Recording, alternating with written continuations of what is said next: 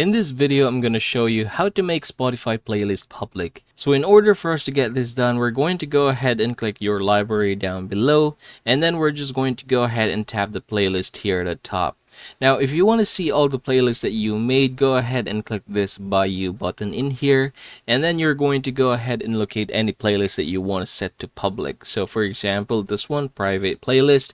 Now take note that when you are going to create a playlist, by default, it is actually public.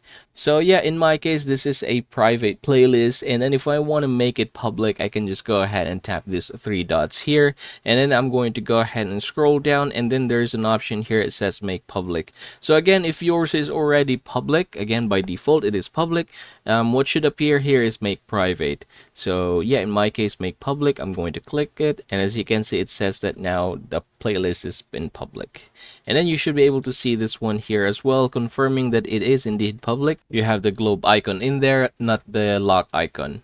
And yep, that is how it works. I hope this video helps you out.